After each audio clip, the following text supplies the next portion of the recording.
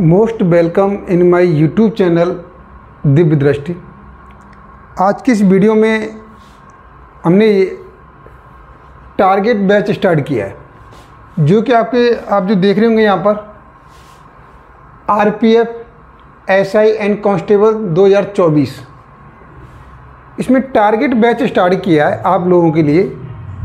इसके अंतर्गत जो आपका सिलेबस फिक्स दे रखा है, उस सिलेबस के अंदर रह कर के बहुत कुछ ऐसी इन्फॉर्मेशन, कुछ लॉजिक और पढ़ने के वो तरीके आपको प्रोवाइड करेंगे कि जिस एग्ज़ाम में बैठेंगे वहाँ पर कोई भी क्वेश्चन ऐसा हो ही नहीं सकता कि आप यहाँ से पढ़ाई करें और कोई भी क्वेश्चन बाहर से चला जाए। क्वेश्चन को कितना भी घुमा के पूछा जाए या कहीं से भी क्वेश्चन पूछता है, तो ये हमारा आपसे प्रॉमिस है कि आप उस क्वेश्चन को ज़रूर अटेम्प्ट करेंगे, आपको कोई भी परेशानी नहीं आएगी, आपको किसी तरीके की कोई प्रॉब्लम नहीं होने वाली है। तो ये आज का जो सेशन जो हमने स्टार्ट किया है, ये क्लास फर्स्ट रहेगी। किसके लिए? ज्योग्राफी, भूगोल के लिए। इसमें एक बेहतरीन अंदाज में, एक अनोखे तरीके से और बहुत कुछ, हर चीज़ रटने की ज़रूरत नहीं है कि आपने ज़्यादातर हमने क्या बना रखा है कि ये वन लाइनर एग्ज़ाम होते हैं, वनडे एग्ज़ाम होते हैं, वो तो केवल रटने वाले होते हैं। लेकिन हम इस विचारधारा को बिल्कुल रिजेक्ट करने वाले हैं, बिल्कुल गलत साबित करने वाले हैं। ऐसा नहीं है कि एग्ज़ाम कोई भी हो, हर एग्ज़ाम कोई भी एग्ज़ाम ऐसा नहीं जिसे रट के पास किया जा सके।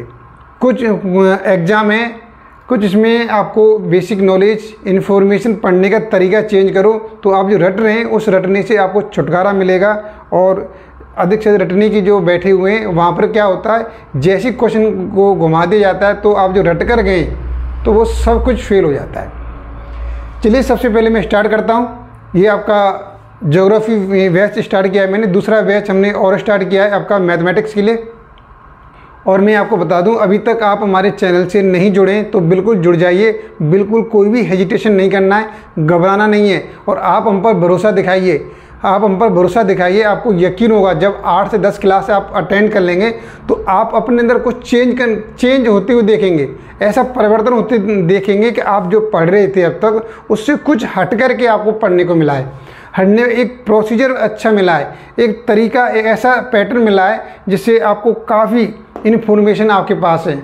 अगर मैं मानता हूँ आज की डेट में आप अपने साथी या और किसी से आप फैक्ट को रटने में आप उनसे पीछे रह रहे हैं, उनके बराबर आप याद नहीं कर सकते, तो कोई बात नहीं।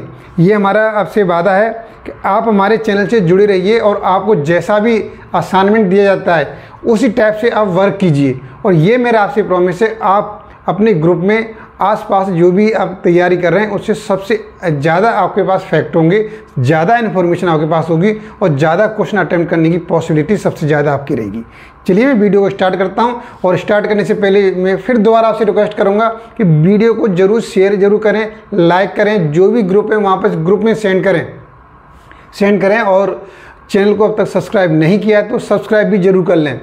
चलिए वीडियो स्टार्ट करता हूँ।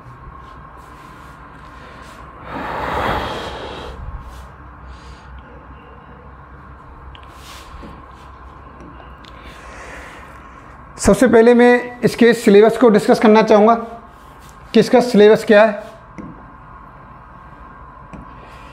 सबसे पहले मैं सिलेबस को डिस्कस करना चाहूँगा इसका। देखिए, तो यहाँ पर लिखेंगे हम पहले सिलेबस।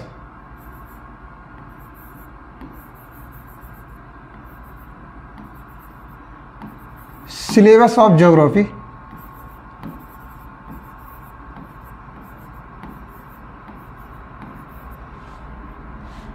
भूगोल का पाठ्यक्रम।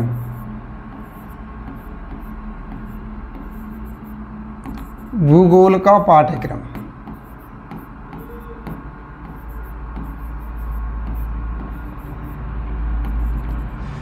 एक बार चेक कर लेता हूँ क्या आपको सही से दिखाई दे रहा है या मुझे कलर चेंज करने की ज़रूरत है।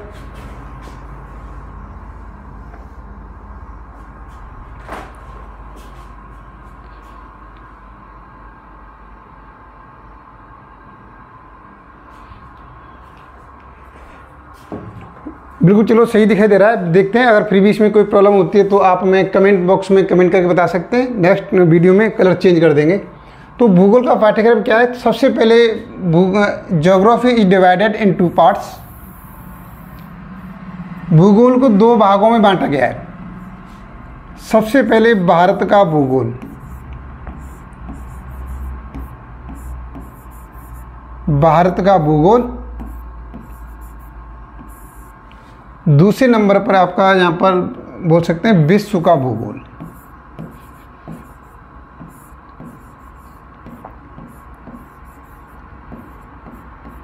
विश्व का भूगोल, इसके अंदर हमें क्या पढ़ना है? भारत का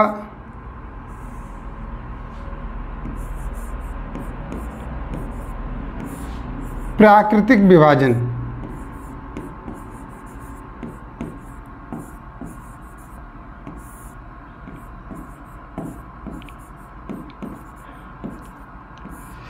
यहां पर इसे बोलेंगे इंडियन ज्योग्राफी।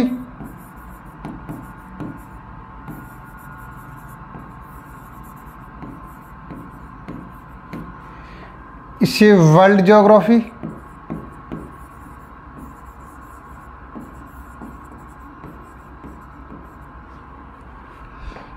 इसे यहाँ पर आ जाएगा ये यहाँ पर natural division, natural division of India.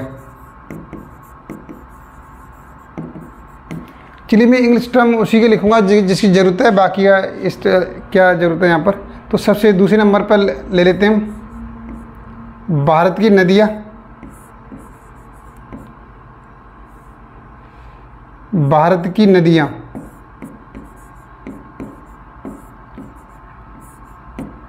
River. तो देखिए मैं अभी जो आपका ऑफिशियल सिलेबस है उस सिलेबस को डिस्कस कर रहा हूँ। वैसे इसमें देखिए भारत का प्राकृतिक विभाजन, इसमें बहुत कुछ छुपा हुआ है। ये हम डिस्कस जब पढ़ाऊँगा तो ये सब कुछ डिस्कस करूँगा। अभी जो आपके सिलेबस दे रखा है ऑफिशियल सिलेबस, वो डिस्कस कर लेते हैं। तो सबसे पहले भारत की मृदा,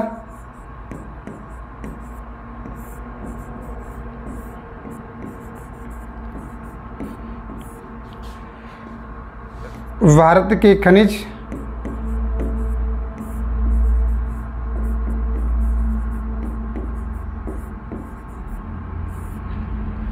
भारतीय खनिज। देखिए सिंचाई भी आता है यहाँ पर, और आगे लिख सकते हैं यहाँ पर कृषि, कृषि उद्योग, जलवायु,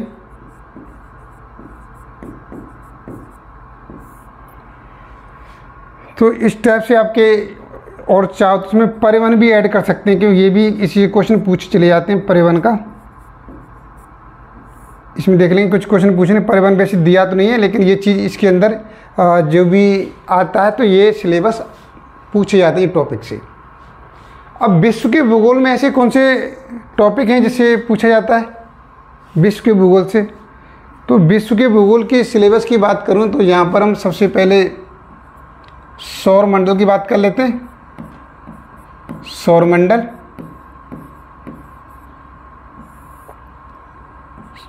दूसरे नंबर पर अक्षांश और देशांतर रेखाएं, अक्षांश व देशांतर रेखाएं।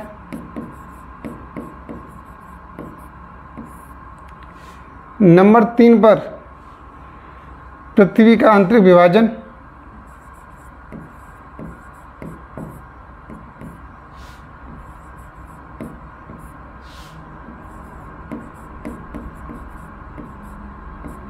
आंतरिक विभाजन।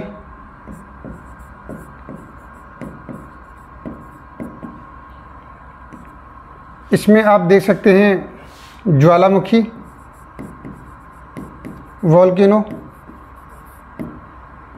भूकंप, भूकंप के बाद एक यहाँ पर और ले लो, यहाँ पर प्रादेशिक भूगोल,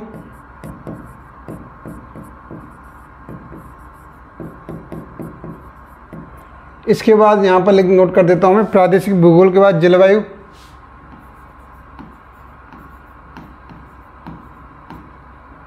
जलवायु और यहाँ पर समुद्र विज्ञान,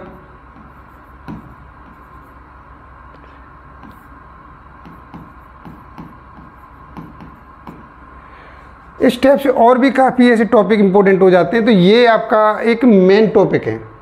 जो जहाँ पर भी भूगोल ज्योग्राफी आती है तो ये मोस्टली ऐसे क्वेश्चन हैं। अब इसमें आपका ब्रह्मांड का निर्माण, पृथ्वी, ग्रह उपग्रहों की उत्पत्ति, ब्रह्मांड की उत्पत्ति भी एक अच्छा टॉपिक है, उससे भी क्वेश्चन पूछे जाते हैं। तो इस तरीके से आपने पाठ्यक्रम को देखा, ये सब चीज़ें।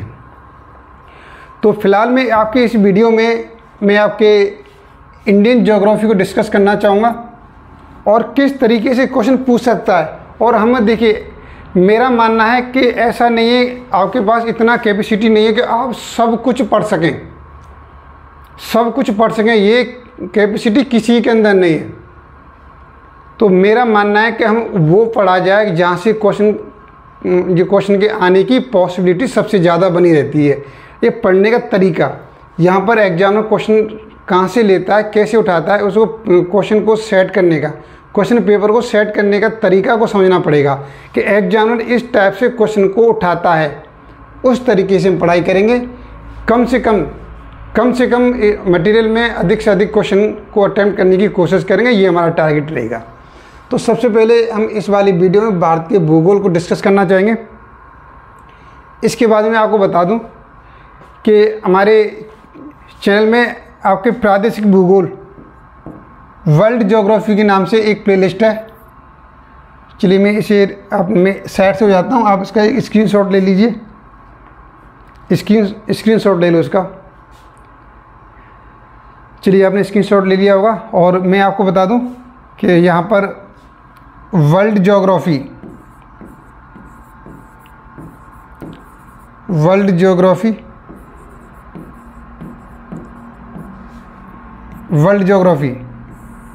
वैसे तो मैं कराऊंगा आपको यहाँ पर, वैसे मैं कराऊंगा, लेकिन इसका मैंने जो मेरा चैनल है वहाँ पर वर्ल्ड ज्योग्राफी प्लेलिस्ट में, हमारी जो प्लेलिस्ट है हमारे पास,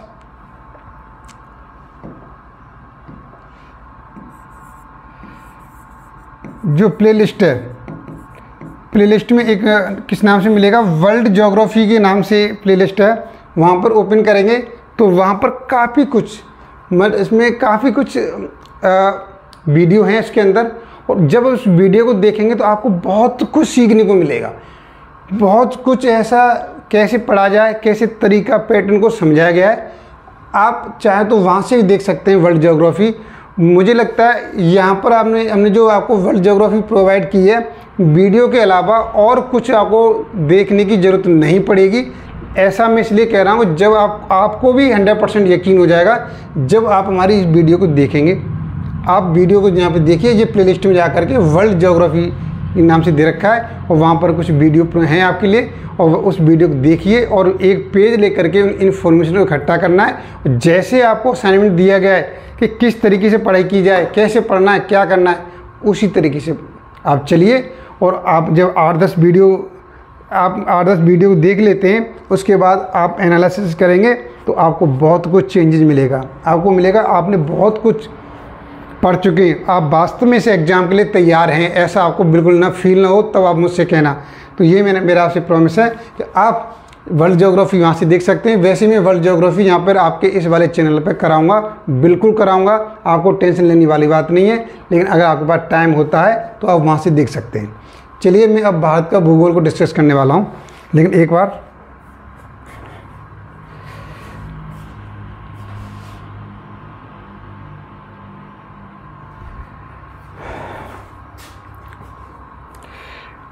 यस, चलिए मैं क्लियर कर देता हूँ, यहाँ से रिमूव कर देता हूँ। देखिए हमारा सबसे प्यारा भारत का भूगोल,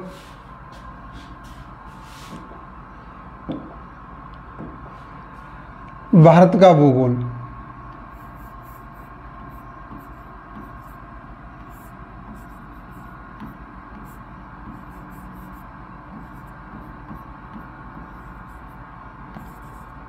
भारत का भूगोल क्या है?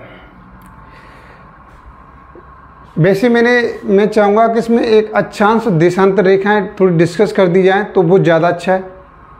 मैं अक्षांश देशांतर रेखाएं थोड़ा शॉर्ट में डिस्कस कर देता हूँ, शॉर्ट में यहाँ पर, तो मुझे थोड़ा सा भारत के भूगोल को एक रिप्रेजेंट करने में सुविधा रहेगी और आपको भी आसानी रहेगी। चलिए मैं आपको अक्षांश रेखाएं देशांतर रेखाएं क्लियर करता हूँ। उससे पहले आप जल्दी से वीडियो को शेयर और लाइक कीजिए, लाइक कीजिए। जो भी जितने भी ग्रुप हैं आपके, WhatsApp group, Facebook group, Insta group, जितने भी ग्रुप हैं उस ग्रुप में इस वीडियो को शेयर कीजिए। अभी तक आपने चैनल को सब्सक्राइब नहीं किया तो भाई सब्सक्राइब कर लो। कब तक किसका इंतजार कर रहे हैं, किसके इंतजार में बैठे हैं आप? चैनल को सब्सक्राइब कर लीजिए। अभी मैं फ़िलहाल में क्या कर रहा हूँ, आपके लिए अक्षांश देशांतर रेखाएं क्लियर करता हूँ, फिर इसके आपका इंडियन ज्योग्राफी स्टार्ट करता हूँ मैं। तो यहाँ पे चलिए मिल लेता हूँ।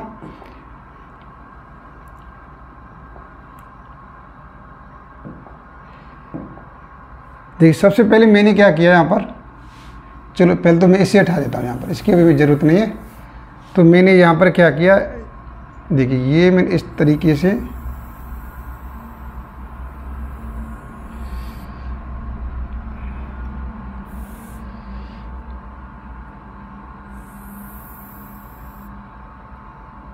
ये मैंने एक पृथ्वी बनाने की कोशिश की है। पृथ्वी क्या आपको सही से दिखाई दे रहा है? क्या ये सही से दिखाई दे रहा है? चलिए नज़र आ रहा है, कोई दिक्कत नहीं, आपको बढ़िया तरीके से दिख रहा है। ये मैंने पृथ्वी बनाने की कोशिश की है कि ये पृथ्वी अर्थ है हमारी जिस पे हम रह रहे हैं। तो मैंने आपको बताया था कि इसमें बीच में से डिवाइड कर दो। चलो मैंने क्या किया, इसे बीच में से डिवाइड कर दिया, बीच में से डिवाइड कर दिया मैंने इसे। इसको मैं बोलता हूँ ठीक। वैसे ये सारी इन्फॉर्मेशन आपको ऊपर मिल जाएगी। ये हमारा वर्ल्ड ज्योग्राफी में दे रखी है मैंने, लेकिन फिर भी रिपीट कर देता हूँ कि इंडियन ज्योग्राफी स्टार्ट करूँगा तो वहाँ पर आपको समझने में कोई प्रॉब्लम नहीं आएगी। इसलिए बेसिक से स्टार्ट करने जा रहा हूँ, बेसिक से। अगर आपने ज्योग्राफी कभी नहीं पढ़ी है तो कोई घबराने वाली बात नहीं है, यहाँ पर पढ़ लीजिए। आप एक बार पढ़ने पर ऐसा लगेगा जितना लगेगा कि जाने आप कितनी बार ज्योग्राफी पढ़ चुके हैं, किसी तरीके की कोई प्रॉब्लम नहीं होने वाली है। तो देखिए ये हमारे पास अर्थ है, पृथ्वी है, तो बीच में से कोई एक रेखा है हमारे पास, कीजिए इसे बोलते हैं 0 डिग्री। 0 डिग्री कहो, 0 डिग्री अक्षांश बोलते हैं, या भूमध्य रेखा बोलते हैं इसे, भूमध्य रेखा, या इंग्लिश में इसे इक्वेटर बोलते हैं, इक्वेटर बोलते हैं। तो सबसे पहले देखिए मैं आपको बता दूं, पृथ्वी पर ऐसी कोई भी रियल रेखा नहीं है, कोई भी वास्तविक रेखा ऐसी नहीं है। ये हमने क्यों खींची, ये एक काल्पनिक रेखा है जिससे हम पृथ्वी के बारे में, जिस धरती पर रह रहे हैं हम, तो उसके अध्ययन के बारे में अध्ययन कर सकें, अध्ययन करने में सुविधा मिले, इसलिए हमने इस रेखा एक काल्पनिक रेखा खींच रखी बीचों से, जो पृथ्वी के बीच में होके जाती है, उसे भूमध्य रेखा या इक्वेटर या 0 डिग्री अक्षांश बोलते हैं, सबसे पहली बात। अब देखिए यहाँ पर, फिर यहाँ पर ऊपर देखो, अब ये क्या करती है, ये पृथ्वी को 2 बराबर भागों में बांटती है। तो ऊपर वाला भाग इसको मैं दे दिया यहाँ पर 1 और इसे दे दिया 2। तो ऊपर वाले भाग को क्या बोलेंगे हम, एक को क्या बोलेंगे, उत्तरी गोलार्ध, उत्तरी गोलार्ध बोलेंगे। नीचे वाले पार्ट को बोलेंगे दक्षिणी गोलार्ध, दक्षिणी गोलार्ध बोलेंगे यहाँ पर, दक्षिणी गोलार्ध बोलेंगे। तो ये चीज़ क्लियर हो गई। चलिए इसके बाद क्या किया हमने कि अक्षांश रेखा क्या है। अक्षांश रेखा इस तरीके से एक काल्पनिक रेखा खींची गई है, इसे 0 डिग्री, इसे मान लिया हमने 1 डिग्री। फिर दूसरी काल्पनिक रेखा मानी गई है, इसे 2 degree.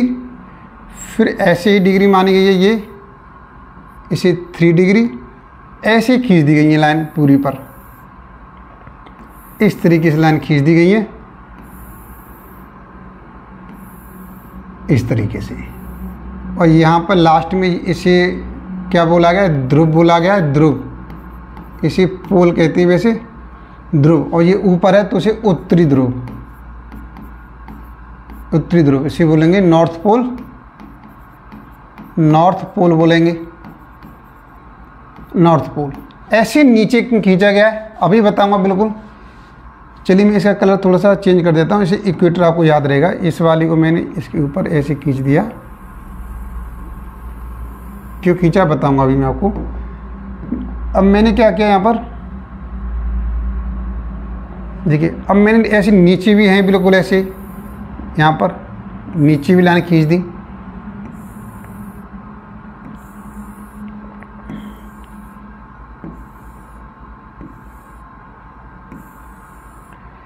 One degree, 2 degree, 3 degree और लास्ट में यहाँ पर आ जाएगा, यहाँ पर इसे बोलेंगे दक्षिणी ध्रुव। दक्षिणी ध्रुव बोलेंगे, इसे साउथ पोल बोलेंगे, साउथ पोल बोलेंगे इसे। ये चीज़ हो गया, साउथ पोल बोलेंगे सबसे पहली बात।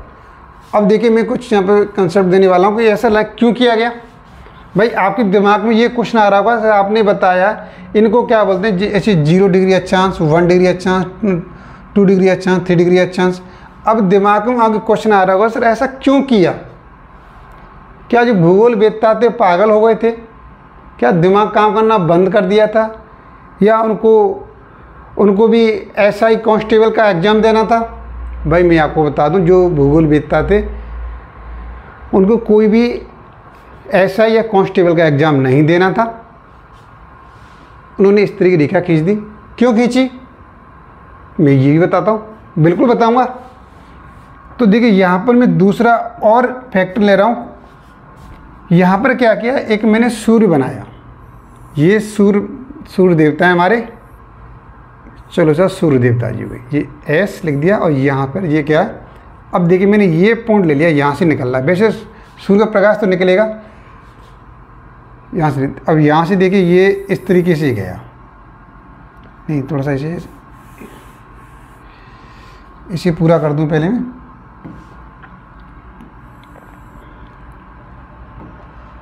अब देखो समझने वाली बात है, मैंने यहाँ से ये पूरा किया, यहाँ से क्या किया मैंने, ये पॉइंट मान लिया, यहाँ से ये लाइन गई। मैं यहाँ पे केवल आपको समझा रहा हूँ। देखिए ये लाइन, ये सूर्य की प्रकाश की किरणें, यहाँ अगर देखिए ये सूर्य है और ये पृथ्वी है, तो यहाँ से प्रकाश की किरणें निकलेंगे, इस पर जाएंगी।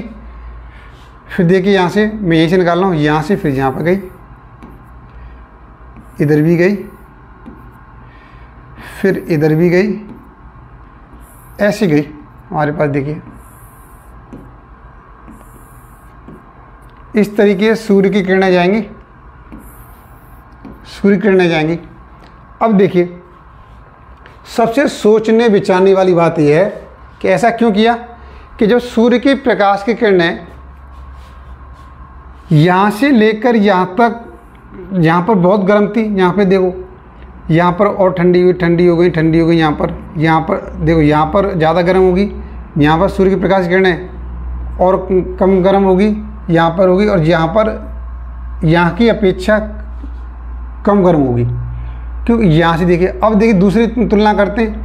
भाई यहाँ से लेकर सूर्य की किरणें ने क्या किया था, मान लिए मैं मान लेता हूँ कि इसने चलो 10 यूनिट दूरी कवर की, और मैंने मान लिया ये दूरी ज़्यादा है, ये वाली दूरी ज़्यादा है, इसको मान लिया मैंने, उसने 11 यूनिट दूरी कवर की। ऐसे देखिए नीचे यहाँ पर इसे मान लिया मैंने 12 मान लिया, इसे 13 मान लिया। 13 यूनिट कुछ भी हो सकती है, आप कुछ भी मान लो, प्रकाश लाइट मान लो, कुछ भी मान लो, इसका मात्रक कुछ भी मान लो। अब सोचने वाली बात है कि जब यहाँ पर सूर्य की किरणें थी, वो यहाँ से, ये इसका स्रोत है, यहाँ से निकली थी, तो इसने कम दूरी तय करके यहाँ पहुँची। यहाँ पर 11 यूनिट दूरी तय की है, तो यहाँ पर ज़्यादा गर्म होगी, यहाँ पर कम गर्म होगी। इसकी तुलना में यहाँ पर कम गर्म होगी। मतलब हम एक दूसरे से तुलना करते हैं तो वो किरणें क्या होंगी, कम गर्म होती जाएंगी। इस चीज़ से आप सेटिस्फाइड हैं, बिल्कुल संतुष्ट हैं आप कि जैसे ही प्रकाश की किरणें हैं 0 डिग्री अक्षांश से ऊपर जाएंगे तो क्या होती जाएंगी, उसकी तुलना में कम गर्म मिलेंगी। तो इस वजह से देखिए, हमने यहाँ पर 0 डिग्री का मतलब होता है कि यहाँ पर सूर्य की प्रकाश की किरणें सीधी पड़ती हैं, ये विषुवत रेखा वाले क्षेत्र को सबसे अधिक गर्म करती हैं, इसलिए हमने इसे क्या दे दिया, 0 डिग्री दे दिया गया। भूगोलवेत्ताओं ने मान लिया कि भाई ये क्या है, 0 डिग्री अक्षांश है, भूमध्य रेखा है, और भूमध्य रेखा पर सूर्य की प्रकाश की किरणें पड़ती हैं, वो लंबवत पड़ती हैं और कम दूरी तय करती हैं। इस वजह से ये वाला क्षेत्र सबसे अधिक गर्म हो जाता है। जैसे हम 1 डिग्री पर जाएंगे तो इसकी अपेक्षा ये कम गर्म रहेगा, ये कम गर्म रहेगा, ये और कम हो जाएगा, ये कम होगा। ये ऐसे ऊपर जाएंगे तो यहाँ पे तो बर्फ़ जमती है, यहाँ तो बिल्कुल गर्म होता ही नहीं है। ऐसे यहाँ पे गर्म भी नहीं होता है, यहाँ पर भी गर्म नहीं होता है। तो ये एक ताप की दृष्टि से, एक ताप के अंतर को दिखाने के लिए, एक ताप के अंतर को व्यक्त करने के लिए, एक तापांतर को शो करने के लिए अक्षांश रेखाओं का सहारा लिया। ऐसे बिंदुओं को जहाँ पर ताप अधिक है, जहाँ पर ताप कम है, जहाँ पर ताप और कम है, यहाँ पर ऐसे बिंदु जहाँ पर ताप अंतर पाया गया, ऐसे बिंदुओं से एक काल्पनिक रेखा खींच दी गई। उसे क्या कहते हैं, अक्षांश कहते हैं। उसे क्या कहते हैं, अक्षांश कहते हैं। सही है, ये चीज़ क्लियर हो गया। अब यहाँ से पूछा जाता है कि यहाँ पर अक्षांश रेखा कितनी है, अक्षांश रेखाएं, अक्षांश रेखाएं पूछा जाता है, अक्षांश रेखाएं। तो देखिए यहाँ से लेके यहाँ तक कहाँ तक खींची गई, ये 90 है, 90 डिग्री तक, यहाँ से लेके 90 डिग्री। तो 1 से लेके 90, 1 से लेके 90 ये हो गया, और 1 से लेके 90 ये हो गया। तो हम ये बोल सकते हैं 90 + 90। लेकिन एक रेखा और छूट गई इसके अंदर, 0 वाली, ये वाली रेखा तो छूट गई, तो इसको और ऐड कर देंगे, कितना हो जाएगा हमारे पास, ये हो जाएगा 181। तो कितनी अक्षांश रेखा है, हाउ मेनी, इसे इंग्लिश में क्या बोलते हैं अक्षांश रेखा को, लेटीट्यूड। अक्षांश रेखा मतलब लेटी हुई है, तो लेटीट्यूड, लेटीट्यूड कितनी है यहाँ पर, हाउ मेनी लेटीट्यूड, 181। अब दूसरा क्वेश्चन देखिए, यहाँ पर जो ध्रुव होता है ये बिंदु मात्र का होता है, यहाँ पर रेखा पहुँच नहीं पाती हैं। सही है, यहाँ पर कोई भी अक्षांश रेखा खींच नहीं सकते, यहाँ पर ये एक बिंदु टाइप का होता है। यदि उत्तरी ध्रुव और दक्षिणी ध्रुव को काउंट नहीं करता है, उत्तरी ध्रुव और दक्षिणी ध्रुव को काउंट नहीं करता है, तब उस स्थिति में यहाँ पर यहाँ लिखें, ध्रुवों को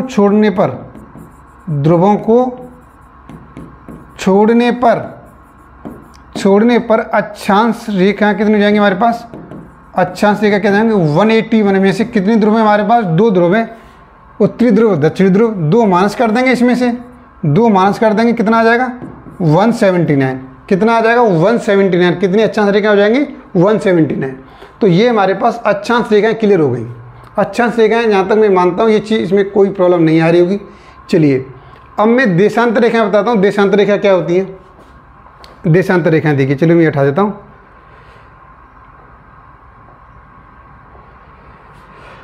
अब दोबारा से फिर मैंने यहाँ पर इस तरीके से अर्थ ड्रॉ किया। इसके बाद देखिए, चलिए ये कलर लेता हूँ। यहाँ पर मैंने मान लिया ये, अब पहले हमने ऐसे भूमध्य रेखा खींची थी, अब यहाँ पर ऐसी रेखा खींच दी, हमने खींच दी। इसे बोलते हैं 0 डिग्री देशांतर। इस तरफ यहाँ पर ऐसी लाइन खींची गई, यहाँ भी ऐसे खींची गई है, इस तरीके से खींची गई। यहाँ पर देखिए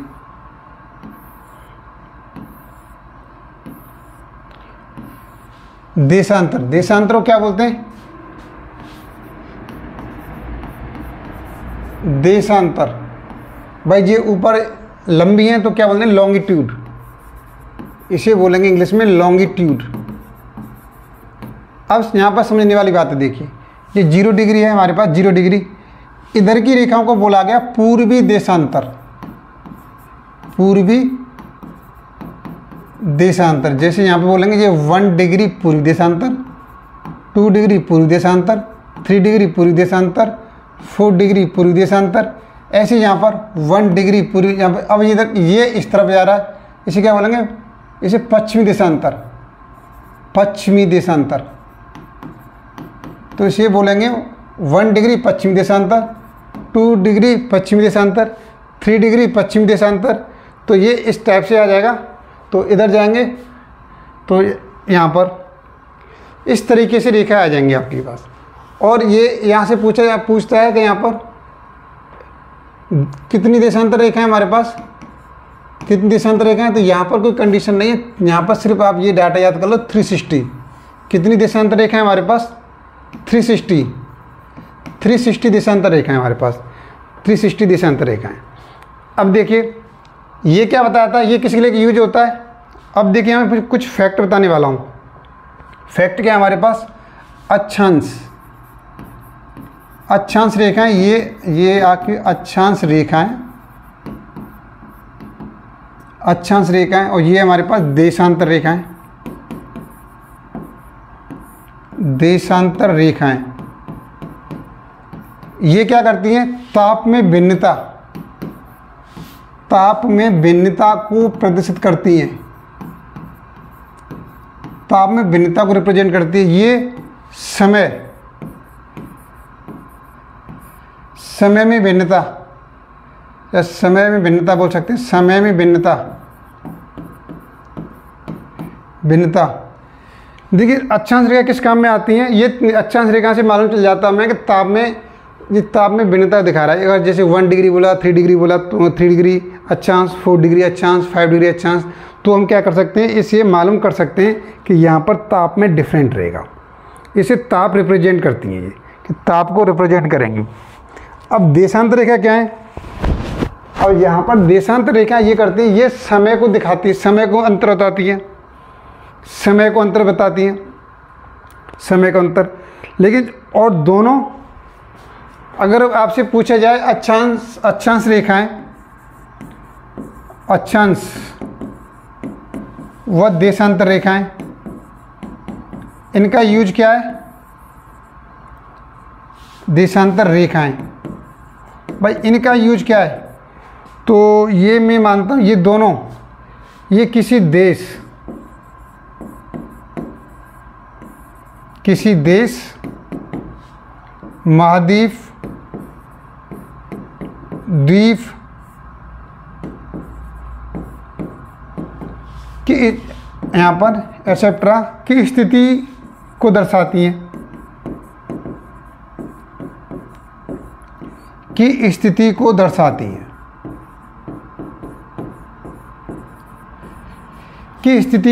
हैं। ये आपके किसी भी महाद्वीप है, द्वीप है हमारे पास, देश है, उसकी स्थिति को दर्शाती हैं, दोनों मिलकर के दर्शाती हैं। चलिए, मुझे उम्मीद है अक्षांश देशांतर रेखाएं क्लियर होगी होंगी। अगर नहीं होती हैं तो वर्ल्ड ज्योग्राफी मैंने वहाँ पर भी बताया है, और फिर भी जब वर्ल्ड ज्योग्राफी आपके चैनल पर यहाँ पर स्टार्ट करूँगा तब भी मैं इनको डिफाइन करूँगा। तो मुझे लग रहा है जहाँ तक आप क्लियर हो गया होगा। और ये मैंने क्यों बताया अब आपको क्लियर हो जाएगा। देखिए मैं यहाँ पर ले लेता हूँ पहले, अब मैं थोड़ा भारत के भूगोल को स्टार्ट कर देता हूँ। तो भारत का भूगोल,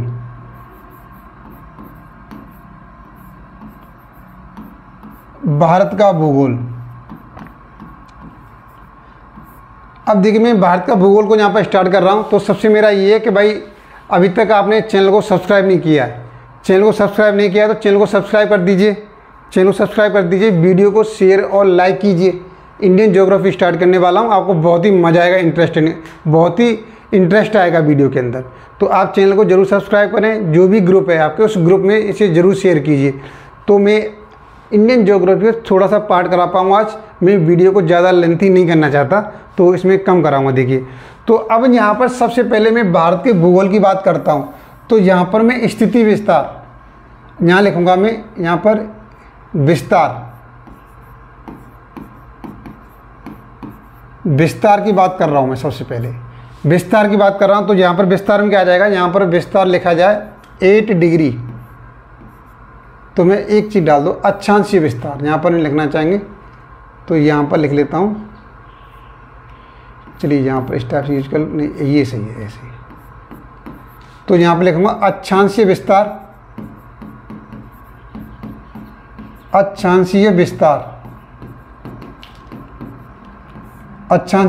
और यहाँ पर तो अक्षांशीय विस्तार का क्या हो जाएगा 8 डिग्री 4 मिनट से लेकर के, यहाँ पर ऐसे लगाओ से 37 डिग्री 6 मिनट तक हो जाएगा। अब दूसरे नंबर पर यहाँ पर हेडिंग डालेंगे देशांतरीय विस्तार, देशांतरीय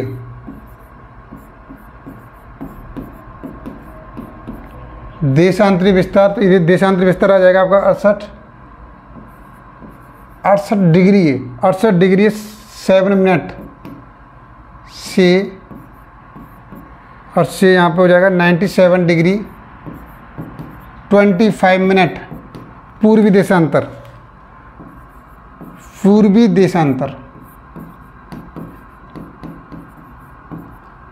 देशांतर। तो देखिए ये चीज़ हमें क्लियर होनी चाहिए, ये चीज़ हमें बिल्कुल क्लियर होनी चाहिए। देखिए यहाँ पर तो मैंने अभी आपको बताया था कि अक्षांशीय विस्तार और देशांतरीय विस्तार, तो ये चीज़ हमें क्लियर कर देगी कि कौन सी चीज़ कहाँ पर है। तो ये हमारे भारत की भौगोलिक स्थिति का एक एग्जैक्ट लोकेशन है। आपसे पूछा जाता है भारत की स्थिति कहाँ पर है, एक विश्व के ग्लोब पर कहाँ पर इसे रिप्रेजेंट किया, कहाँ पर शो किया गया, तो आप बोलेंगे भारत का जो विस्तार है 8 डिग्री 4 मिनट से लेकर के 37 डिग्री 6 मिनट तक अक्षांशीय विस्तार है उसका। और देशांतरीय विस्तार की बात करते हैं तो 68 डिग्री 7 मिनट से लेकर के 57 डिग्री 25 मिनट पूर्वी देशांतर तक विस्तार है। देशांतर तक क्या है, विस्तार है इसका। तो ये अभी जो मैं डिस्कस किया था इस वजह से किया था कि अब हमें जब भी डिफाइन करेंगे तो आपको कोई प्रॉब्लम नहीं आएगी। किसी द्वीप को बताएंगे कि कौन सी द्वीप का कितना विस्तार है, तो कहीं भी आपको प्रॉब्लम नहीं आने वाली है। तो ये आपका क्वेश्चन पूछा जाता है इस तरीके से, तो आपको ये चीज़ जरूर दिमाग में बैठाना है इसे, ठीक है। और आगे देखिए, तो आगे मैं फैक्ट देना चाहूँगा यहाँ पर, इसका जो हमारा भारत है, भारत की स्थिति क्या है यहाँ पर, स्थिति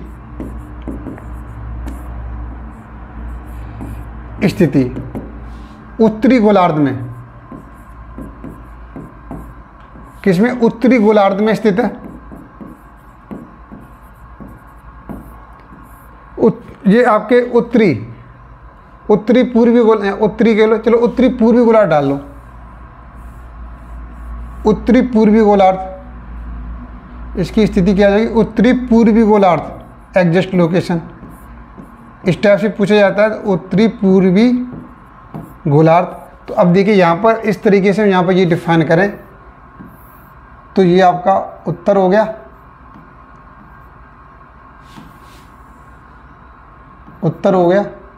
ये दक्षिण हो गया आपके पास, ये पूर्व हो गया, ये आपके पास पश्चिम हो गया। तो देखिए इस वाले डायरेक्शन क्या बोला जाएगा, इसे बोलेंगे उत्तर पूर्व। तो भारत की स्थिति यहाँ पर है, यहाँ पर ये बनी हुई। तो हम बोल सकते हैं स्थिति क्या है इसकी, उत्तरी पूर्वी गोलार्ध में, या उसके और ज़्यादा शॉर्ट में कह सकते हैं उत्तरी गोलार्ध में तो पाया जाता है हमारे पास, उत्तरी गोलार्ध में होता है। और एग्जैक्ट लोकेशन क्या है इसकी, उत्तरी पूर्वी गोलार्ध है। तो ये भी पॉइंट आपका शायद क्लियर हो गया होगा, इसमें कोई परेशानी नहीं आएगी ये। अब नेक्स्ट पॉइंट क्या ले सकते हैं, इसका देखिए, अब उत्तरी बिंदु क्या रहेगा इसका, देखिए यहाँ पर मैं इस तरीके से डाल लेता हूँ। ये जैसे भारत है हमारे पास, तो यहाँ पर ये मान लो कि जैसे, चलिए आप अगर नहीं तो इस तरीके से बना लीजिए इसका।